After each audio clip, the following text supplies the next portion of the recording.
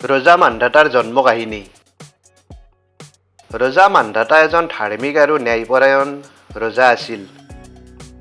সেই মান্ধাতা ৰজাৰ জন্ম হৈছিল পুৰুষৰ পেটত, অৰ্থাৎ এটা জীৱই জন্মগ্ৰহণ কৰে মাতৃৰ গৰ্ভত, যদিও মান্ধাতা ৰজাৰ জন্ম হৈছিল পুৰুষৰ পেটত। কেনেদৰে মান্ধাতা ৰজাৰ জন্ম হৈছিল? মান্ধাতা ৰজাৰ জন্ম কাহিনী কোনে কাক কেতিয়া কৈছিল, সেই কথা এই লিখনিত ক'বলৈ চেষ্টা কৰা হৈছে। মান্ধাতা ৰজাৰ জন্ম কাহিনী ক'বলৈ হ'লে এজন ঋষিৰ নাম জানিব লাগিব। ঋষিজনৰ নাম আছিল লমাচ। লমাচ ঋষিক বহুতে লমাস ঋষি বুলিও জানিছিল। পঞ্চপাণ্ডৱ বনবাসত থকা সময়ত জ্ঞানী ঋষি লমাছে পাণ্ডৱসকলক বিভিন্ন জ্ঞানৰ জৰিয়তে বহু কথা শিকাইছিল, বহু কথা কৈছিল। লমাচ আছিল এজন বিশিষ্ট হিন্দু ধৰ্মৰ ঋষি। বৰ্তমানৰ বিহাৰৰ বাৰাবাৰত বহুত গুহা আছে। সেই গুহাবোৰ বহু ভক্তই আজিও দৰ্শন কৰে। সেই গুহাবোৰৰ ভিতৰত লমাচ ঋষিৰ এটা গুহা থকা বুলি এতিয়াও প্ৰচলিত। ব্ৰহ্মজ্ঞানৰ ঋষি আছিল লমাচ। এতিয়া আহো মূল কাহিনীলৈ। পাণ্ডৱসকলে বনবাসত থাকিব লগা হোৱাত এবাৰ পাণ্ডৱসকলে গৈ ঋষি লমাচৰ আশ্ৰমত কিছুদিন আছিল। লমাচ ঋষিৰ আশ্ৰমত থকা সময়ত পাণ্ডৱসকলক লমাচ ঋষিয়ে বিভিন্ন ৰহস্যময় আৰু পবিত্ৰ তীৰ্থস্থানবোৰ দৰ্শন কৰাবলৈ লৈ গৈছিল। এনেদৰে পাণ্ডৱসকলে লমাচ ঋষিৰ লগত তীৰ্থস্থান দৰ্শন কৰি ফুৰোতে এদিন যমুনা নদীৰ পাৰত থকা এখন ধৰ্মীয় তীৰ্থস্থানলৈ গৈছিল, যিখন তীৰ্থস্থানত বহু সাধু সন্তৰ লগতে কৃষ্ণয়ো তপস্যা কৰিছিল। তীৰ্থস্থান দৰ্শন কৰি থাকোঁতে ঋষি লমাছে পাণ্ডৱসকলক কৈছিল, যিখন তীৰ্থস্থানত সিহঁত আছে সেই তীৰ্থস্থানখনত ধৰ্মীয় ৰজা মান্ধাতায়ো ত্ৰেতা যুগত দেৱতাসকলক সন্তুষ্ট কৰিবলৈ বিশাল যজ্ঞ পাতিছিল। মান্ধাতা ৰজা যদি ধাৰ্মিক আছিল, যদি ডাঙৰ যজ্ঞ পাতিছিল, সেই মান্ধাতা ৰজা কাৰ ঘৰত কেনেদৰে জন্মগ্ৰহণ কৰিছিল? যুধিষ্ঠিৰে ঋষি লমাচৰ পৰা জানিব বিচাৰিছিল। তেতিয়া লমাচ ঋষিয়ে যুধিষ্ঠিৰক কৈছিল, মান্ধাতা ৰজাৰ জন্ম হৈছিল ৰজা যুবানসভাৰ পেটত। সাধাৰণতে এটা সন্তান জন্ম হয় পিতৃ মাতৃৰ মিলনত, কিন্তু মান্ধাতা ৰজাৰ জন্ম কাহিনী অতিকৈ ৰহস্যপূৰ্ণ। মাতৃ নোহোৱাকৈ মান্ধাতা ৰজাই যুবানসভাৰ পেটত গৰ্ভস্থ হৈ পেটৰ পৰা ওলাই আহিছিল। ইয়াত এটা কাহিনী আছে। কাহিনীটো শুনি যাবলৈ ঋষিয়ে যুধিষ্ঠিৰক কৈ গৈছিল, ত্ৰেতা যুগত ইস্কাভাকু নামৰ ৰাজবংশত যুবানসভা নামৰ এজন জ্ঞানী ধাৰ্মিক ৰজা আছিল। ৰজা যুবানসভাৰ সন্তান নাছিল। সন্তানৰ বাবে ৰজা যুবানসভাই 1000ৰো অধিক ধৰ্মযজ্ঞ পাতি দান দক্ষিণা কৰিছিল। ইমানকৈ যজ্ঞ পতাৰ পাছতো ৰজাই সন্তানৰ মুখ দেখা নাছিল। তাৰ পাছত ৰজাই হতাশ অনুভৱ কৰি ৰাজ্যভাৰ এৰি ঈশ্বৰক ধ্যান কৰিবলৈ অৰণ্যলৈ গুচি গৈছিল। অৰণ্যত ভৃগু ঋষিৰ আশ্ৰম আছিল। ভৃগু ঋষিক গৈ ৰজা যুবানসভাই দুখৰ কথাবোৰ কৈছিল।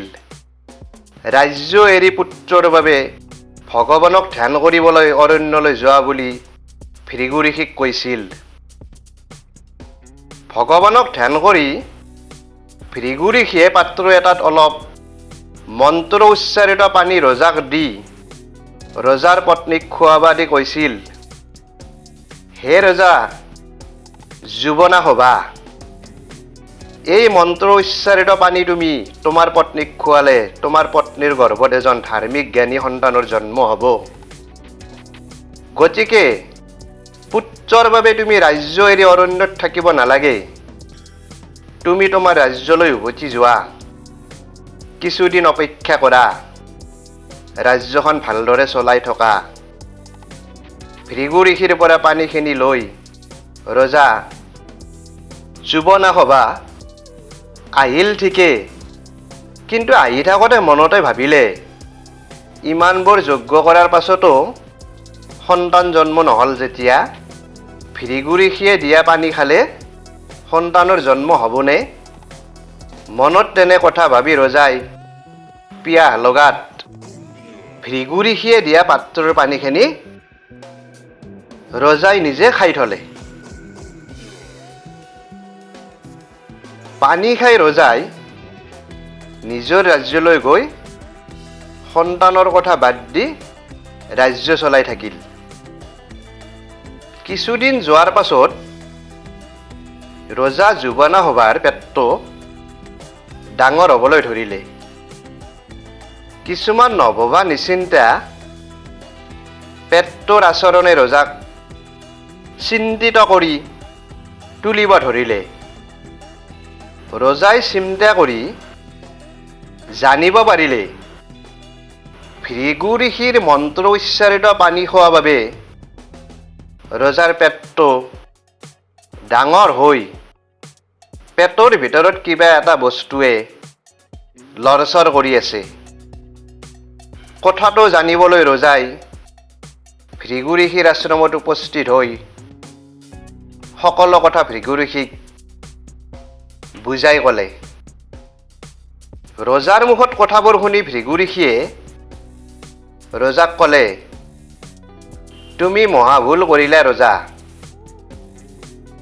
ৰজাৰ পত্নীক সন্তানৰ বাবে দিয়া মন্ত্ৰ উচ্চাৰিত পানী ৰজাই খাই গুৰুত্বৰ ক্ৰুটি কৰিলা। মন্ত্ৰ উচ্চাৰিত পানী খাই সন্তান জন্ম দিয়াৰ স্থিতি সলনি কৰিলা। হ'ব লাগিছিল ৰজাৰ পত্নী গৰ্ভৱতী, কিন্তু পানী খাই ৰজা তুমি নিজে গৰ্ভধাৰণ কৰিলা।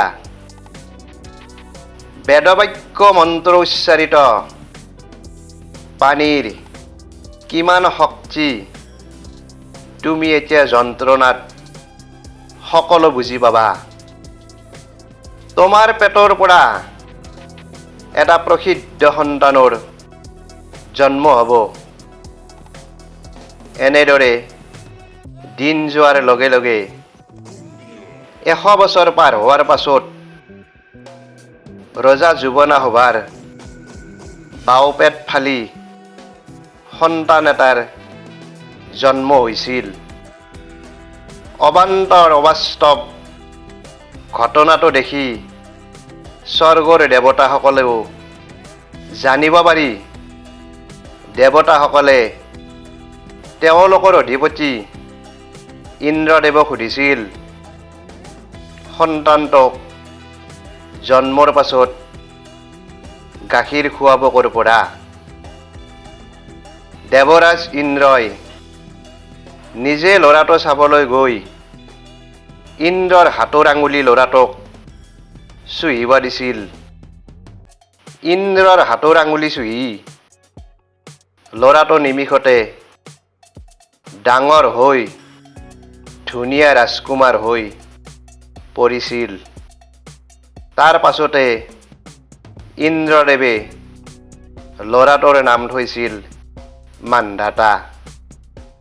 তৰুণ ৰাজকুমাৰ মান্ধাতাই কম দিনতে গভীৰ ধ্যানত বহি শাস্ত্ৰ, যুদ্ধৰ কৌশল, ঐশ্বৰিক জ্ঞান আয়ত্ত কৰি এজন ধৰ্মপৰায়ণ জ্ঞানী ৰজা হৈ পৰিছিল। এই কথাবোৰ কোৱা হোৱাৰ পাছত লমাচ ঋষিয়ে যুধিষ্ঠিৰক কৈছিল, মান্ধাতা ৰজাৰ জন্ম এনেদৰে হৈছিল।